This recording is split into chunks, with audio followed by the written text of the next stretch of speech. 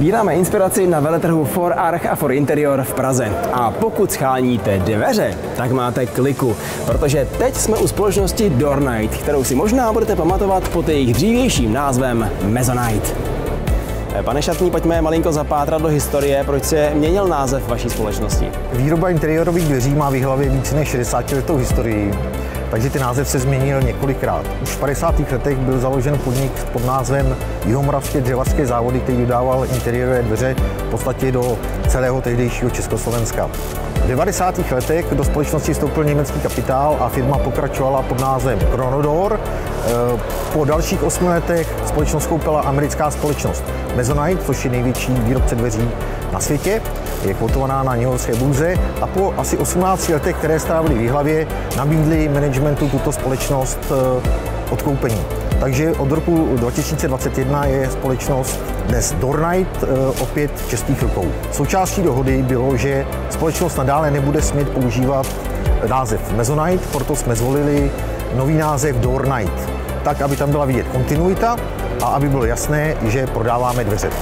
Nicméně pořád platí, že jste největší výrobce interiérových dveří v České republice. Jakou výhodu to má pro vaše klienty? To pořád platí. My vyrobíme více než 500 000 dveří a zárubní ročně a výhod je tam několik. My vlastně, a to je takové unikátní v České republice mezi výrobci dveří, víc než polovinu našich produktů vyvážíme po celé Evropě. Vyvážíme zhruba do 14 států Evropy. To znamená, my se každodenně střetáváme s velmi náročnou konkurencí i třeba v západní Evropě a víme, že jsme schopni uspět. A z toho samozřejmě má výhody i český a slovenský zákazník, protože tyto dva trhy pokládáme za naše domácí. Možná u těch výhod můžeme pokračovat dál, protože když se podíváme na historii, tak ten trh teďka poslední 2 roky byl hodně turbulentní z hlediska bydlení a výstavby.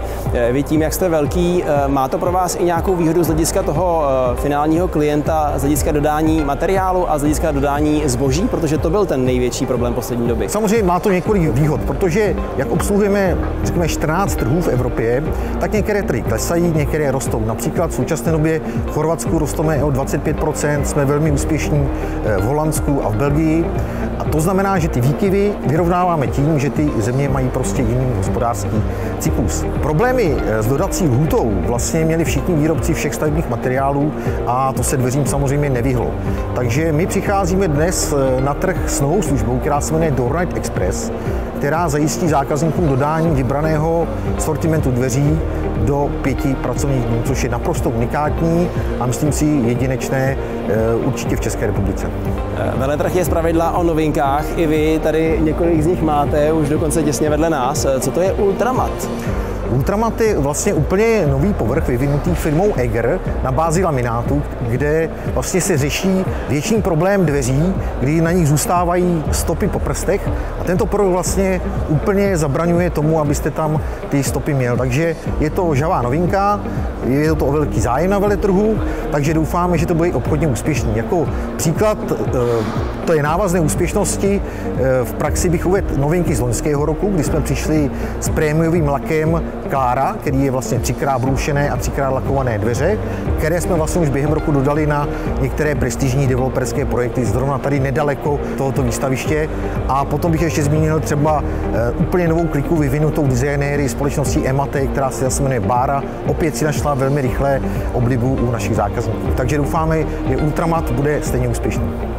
Kde s vámi můžeme počítat? Jsou to rodinné domy, jsou to ale třeba i developerské projekty nebo hotely?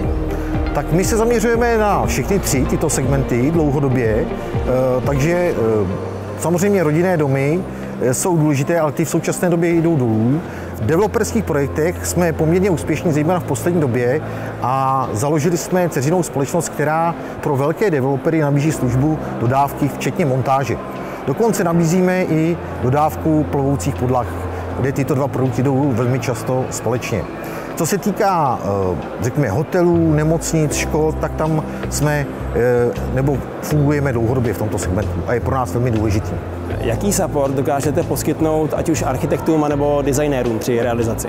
Tak samozřejmě kromě klasických prospektů a technické dokumentace, tak přicházíme nově na trh s takzvaným BIM knihovnou, což je vlastně elektronická forma těch našich produktů, kterou ty projektanti a architekti můžou použít a vlastně ušetří tím spoustu času, a to znamená i peněz. Takže zase jsme jedni z prvních, kteří s tímto produktem, velmi moderním produktem, přicházíme na trh v České republice.